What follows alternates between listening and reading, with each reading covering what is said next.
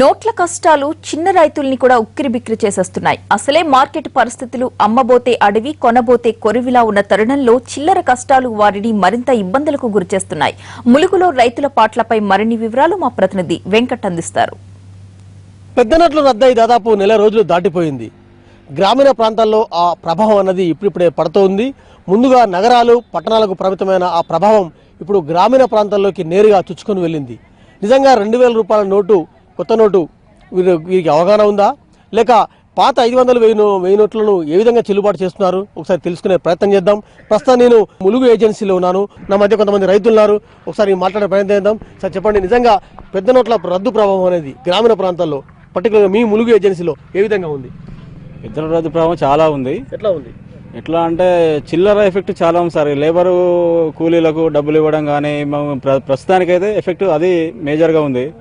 మాకు ఈ పెద్ద నోట్లు అక్కర్లేదు. చిల్లర ఇప్పుడు 100 కానీ 500 నోట్ల నుంచి కిందికి ఉంటే సరిపోతుంది. పెద్ద నోట్ల ప్రభావం బాగా ఉంది. మాకు ప్రస్తుతానికైతే లేబర్ కూలీలు ఇవ్వాలంటే ఈ పెద్ద నోట్లు ఎక్కడికి పోయినా కూడా ఎవరు చిల్లర ఇవ్వట్లేదు.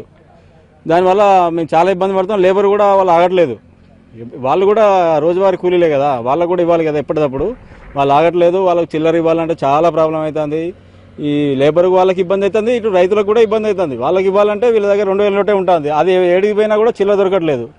కాబట్టి మాకు మేజర్ ఏంటంటే మాకు పెద్ద నోట్లు లేకున్నా పర్లేదు, మాకు చిల్లర 100, 50, 500 నుంచి కిందికుంటే సరిపోతుంది సార్. మాకు మామూలు మీరు చెప్పండి, అంటే మీరు చెప్పండి సార్, ఒక రైతు చెప్పండి, జనజీవనంపై సాదాసీదా జనజీవనంపై ఏ విధంగా ఎఫెక్ట్ పడుతుంది? మామూలుగా నగరాల్లో పట్టణాల్లో అంటే ఒకరోజు ఉన్నా లేకుండా నడుస్తుంది, కానీ గ్రామీణ ప్రాంతాల్లో పెద్ద నోట్లతో పెద్ద అవసరమే ఉండదు మీకు. ఇప్పుడు వీళ్ళు చేసిళ్ళు, వీళ్ళకు చిల్లర కావాలంటే ఆ 2000 నోటు అసలు ఇస్తలేరు.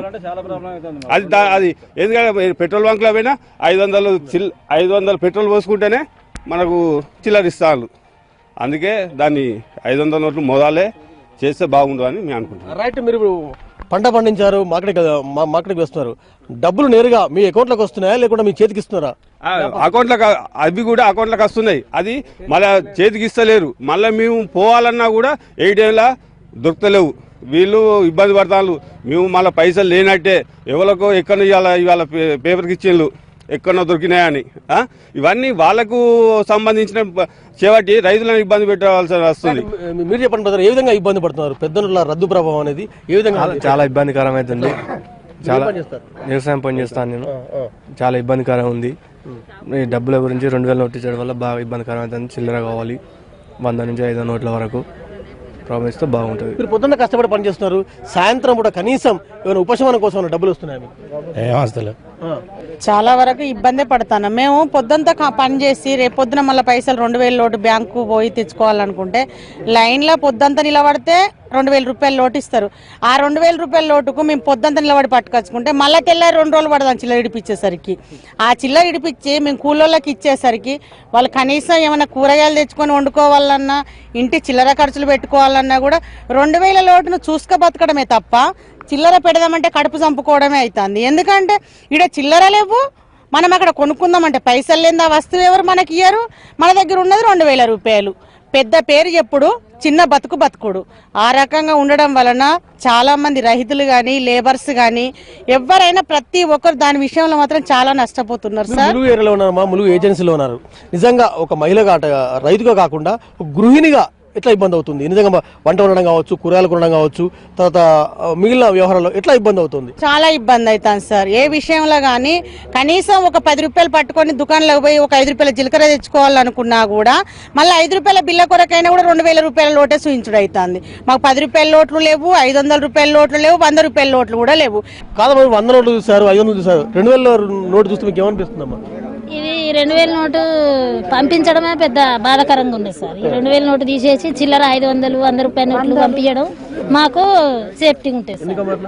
ఎందుకంటే ఇప్పుడు ఈ నోటు తీసుకుంటే మేము ఎక్కడికి పోయినా మేము కూలి చేసుకునేటోళ్ళం కదా సార్. 100 రూపాయల సామాను కొంటాం, ఆ 100 రూపాయల సామానుకు అది చిల్లరిస్తలేదు. రైట్, అంటే ఊళ్ళో పాటు నాట్లు వేయడం కానీ, కలుపుకోవడం కానీ, మిర్చి వేయడం, పత్తి వేయడం, అలాంటి కూలీలకు ఎట్లా ఇబ్బంది అవుతుందమ్మా? ఈ చిల్లర లేకుంటే చాలా ఇబ్బంది అవుతుంది సార్. మేము పద్దంతా పని పోతే 10 మందికైనా నోటు కల్పిస్తారు.